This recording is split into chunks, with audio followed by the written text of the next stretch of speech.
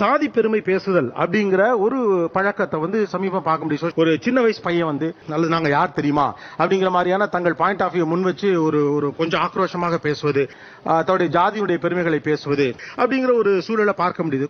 இது ஏன் இப்படி நடக்குது? ஒரு தரப்பு ஜாதி பெருமையும் பேசுகிறது, ஜாதி பற்றி பேசுகிறது, இன்னொரு தரப்பு அது வேண்டாம் என்கிறது. அது வரைக்கும் நீங்க சாதாரண ஆள் தான். ஆனா அந்த ஜாதி பெருமை பேச ஆரம்பிச்ச பிறகு ஒரு பாடி லாங்குவேஜ் கிடைச்சிருக்கும். இது எப்படி வந்தது உங்களுக்கு? என்னென்ன மாதிரியான தோரணைகள்லாம் புதிதாக வந்ததுன்னு? எனக்கு வந்து என் ஜாதி பெருமையை பேசும்போது வந்து மீசை முறுக்கணும்னு தோணும், நெஞ்சு நிமித்தி நடக்கணும்னு தோணும். ஒரு வீரம், என் கண்ணுல ஒரு திமிரு, ஒரு ஆங்காரம் எல்லாமே தெரியும் என் கண்ணுல. அதே மாதிரி பேசும்போது நடை உடை பாவனையில வந்து அதே மாதிரி தான் இருக்கும். ராஜ பரம்பரை எப்படி நடப்பாங்களோ அதே மாதிரி தான் நாங்க நடப்போம். ராஜ பரம்பரை நடக்கிற மாதிரினா அது எப்படி? அது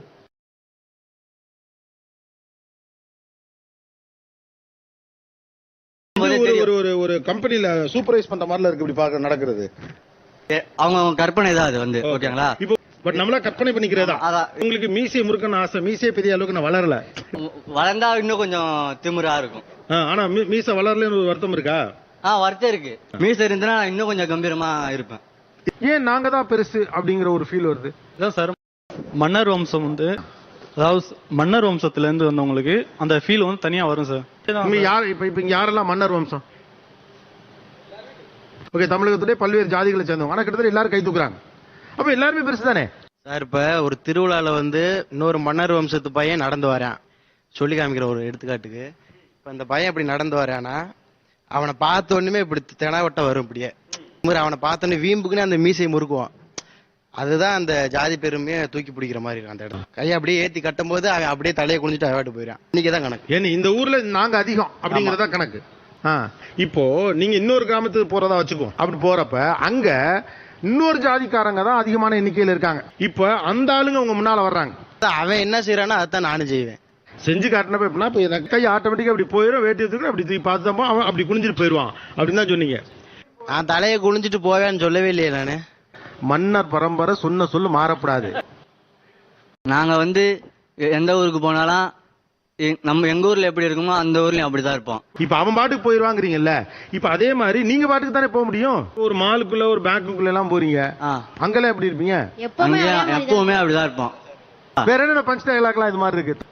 அந்த ஜாதிக்கு போல ஒரு காமன் வேர்டு ஒன்னு வச்சுப்போம், ஒரு அவெஞ்சர்னு வச்சுக்கலாம். நாட்டை ஆண்ட அவெஞ்சர் வம்சம். நாட்டை ஆண்ட அவெஞ்சர் வம்சம். தோற்றம் மாறினாலும் தோரணை மாறாது. பழகிப்பார் பாசம் தெரியும், பகைத்துப்பார் வீரம் புரியும், மண்ணில் பாதி அவெஞ்சர் ஜாதி.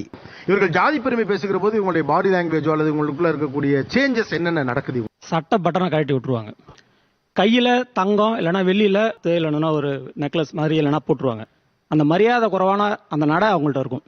அது அவங்க வந்து என்ன சொல்லுவாங்கன்னா, நாங்க கெத்தா இருக்கிறோம் அப்படின்னு சொல்றாங்க. நீங்க கெத்துன்னு சொல்றதா ஒரு மரியாதை குறைவுன்னு சொல்றாரு. சின்ன பிள்ளையில இருந்து நல்லா நார்மலா டீசெண்டா ட்ரெஸ் பண்ணிருப்பாங்க. 10th 11th மாறையில திடீர்னு கம்ப்ளீட்டா ஒயிட் அண்ட் ஒயிட்டுக்கு மாறுறது, ஹேர் கட்டிங்க மாத்திடுறானுங்க. கரையான் கடிச்ச மாதிரி சுத்தி கடிச்சு விட்டு இங்க படிச்சவங்க இருந்தாலும் ஹேர் கட்டிங் கரையான் கடிச்ச மாதிரி கடிச்சு. இல்ல இது ஒரு ஜாதிக்கு ஏத்த மாதிரி கலர் கலரா வேற பூசுறாங்க. ஜாதி கலர் இருக்கு பூசுறாங்க. இல்ல நீங்க எங்க பாத்தீங்க யாருக்கு கலர் கலரா போட்டு? கொஞ்சம் பொறுமையா கேட்போம். கண்டிப்பா கேட்டோன்னு அப்படின்னா எப்படி?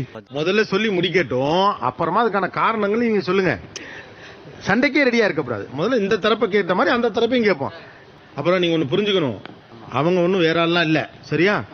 இவங்க தனியா இருக்கிறப்ப நடந்துக்கிற விதத்துக்கும் 5 பேர் 10 பேர் சேர்ந்து இருக்கிறப்ப நடந்துக்கிற விதத்துக்கும் பயங்கரமான மாற்றம் இருக்கும். நீங்களே இப்போ தனியா போகும்போது ஒருத்தவங்க அம்பளுத்தா நீங்க கம்மன் தான் போவீங்க. உங்க பின்னாடி 4 பேர் இருக்கும் போது நீங்க சாதாரணமா ஒரு ஆள் தனியா இருக்கிறப்ப இருக்கக்கூடிய உடல் மொழிக்கும் வித்தியாசம் இருக்கு. தனியா இருக்கும்போது பயம் இருக்கும். ஓப்பனா ஒத்துக்கிறேன், பயம். தனியா இருக்கும்போது பயமா இருக்கும். நீயே சொன்ன எப்படி? ஊர்ல வந்து ஒரு வேலை செய்யறதுக்கு குறிப்பிட்ட ஜாதி ஆட்கள் வந்து இருக்காங்க. இப்போ ஒரு இறக்குறாங்க அப்படின்னா அதுல சில பல சடங்குகள் செய்யறதுக்கு அந்தந்த வெவ்வேறு ஜாதியை சேர்ந்தவர்கள் பங்கெடுத்து ஆகணும். இப்ப என்ன ஆயிட்டுனா, எல்லாரும் படிக்க இப்போ வந்து பெரும்பாலான எப்படின்னா ஒரு 60 வயசு கிட்ட இருக்கவங்க மட்டும்தான் அதுல உள்ள வராங்க. இப்போ பையன் 20 வயசா இருந்தா அவன் வரதுல அவன் படிக்க போயிட்டான். இப்ப என்னன்னா அதை தாங்கிக்கவே முடியல இங்க இருக்கவங்களால. இந்த ஜாதிக்காரன் வரமாட்டான் அப்படிங்கப்போ இவனுக்கு எப்படி ஆயிடுதுன்னா மைண்ட்ல, அவன் ஏன் வரமாட்டான் அப்படின்றப்போ அந்த பையனை வேலையில வேற இடத்துல பார்க்கும்போது வேற விதமா மட்டம் பண்ண ட்ரை பண்றாங்க. என் ஜாதி நான் தான் சார் பெருமையா சொல்ல முடியும். வேற யார் சொல்லுவாங்க சொல்லுங்க? அது இந்த கிளைம் பண்றதுக்கு நீங்க என்ன பண்ணிருக்கீங்க? அந்த ஜாதியில நாங்க பிறந்திருக்கோம். அந்த ஜாதியில பிறந்ததை தவிர நீங்க என்ன பண்ணிருக்கீங்க பெருமையா பேசுறதுக்கு? வயசு இருக்கு, எதிர்காலத்துல நாங்க சாதிப்போம் சார். சாதிச்சா தானே பெருமை பேசுவாங்க. எதிர்காலத்துல சாதிப்போம். இல்லன்னு நான் சொல்லல, அதுக்கு இப்பயே பேசிக்கிறதானே. அவங்க இந்த ஏஜ்ல இப்படி பண்றதுனால இந்த ஏஜுக்குள்ள இன்னசென்ஸ வந்து அவங்க இழந்துடுறாங்க சொல்ல போனா. உங்க ஜாதியிலே ஒரு காஸ்டிஸ்டா இருக்கக்கூடிய ஒரு பையன், அவர் எப்படி பாப்பீங்க? தலைவலி வந்துடும் சார் பேசி பேசி. அப்படி ஒரு பையனை நீங்க கல்யாணம் பண்ணிப்பீங்களா? பண்ண மாட்டேன். எது பேச ஆரம்பிச்சாலும் அப்படி எங்க ஜாதி தெரியுமா, எங்க தாத்தா தெரியுமா, எனக்கும் தாத்தா தாண்டா. எனக்கு ஏன்னா பயமா இருக்கு ஆக்சுவலா. அவங்க எப்படி இருக்காங்கன்னா அதுதான் அவங்களுக்கு ரசனையே இல்லாம போயிடுச்சு. அது நல்லா இல்ல சார். நம்ம ஒருத்தவங்களை கஷ்டப்படுத்தி நம்ம எது சிரிக்கணும்? ஒரு 60 வயசுக்கு மேல உள்ளவங்க எல்லாம் இப்ப அடங்கிட்டாங்க. இந்த 45ல இருக்கவங்க ஃபுல்லா இந்த 20-18 வந்து மேனிபுலேட் பண்றாங்க.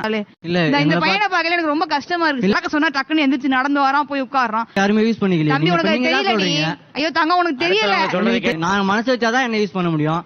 அப்படிதான் உனக்கு திங்கிரிங் பண்ணிருக்காங்க உனக்கு. தம்பி இங்க பாரு, அந்த பக்கத்துல நான் ஒரு சைடு இருந்தேன். பக்கத்துல இருக்க பிள்ளை தண்ணி கூட வாங்கி குடிக்க மாட்டேன்.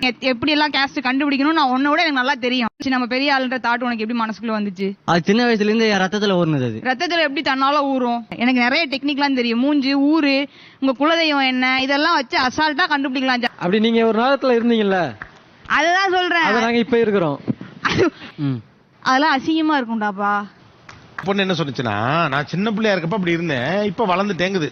எனக்கு இந்த 2 பொண்ணு வந்துச்சு. 2 பொண்ணுக்குமே இப்ப மேரேஜ் ஆயிடுச்சு வேறவங்க கூட. உங்களுக்கு வேணாம்னு சொல்ல உங்களுக்கு வருத்தமா இல்ல? தாய்மாமன் பொண்ணு தான் 2மே. அதுவே வேணான்றுச்சா? ஆமா.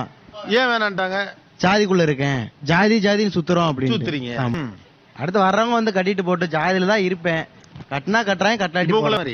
இதே ஜாதியை விரும்புற பிள்ளை தேடி வரும். இப்ப உங்களுக்கு வேற ஒரு ஜாதி பிள்ளைய பிடிக்குது, நல்லா இருவா, நல்ல மேன்லியா இருக்கான், மீச சூப்பரா இருக்கு, ஆனா ஆசைப்படுது. நான் மாட்டேன்னு சொல்லிடுறேன். வேண்டாம், என் ஜாதி பொண்ணுதான் நான் கட்ட முடியும். என் ஜாதியில தான் குடுக்கலையடா, கொடுக்கும்போது பாத்துக்கிறோன்ட்டு நானு. இல்லாட்டி இப்படியே இருந்துட்டு போறேன். மறக்காம சர்ப்ரைஸ் பண்ணுங்க. தேங்க்யூ.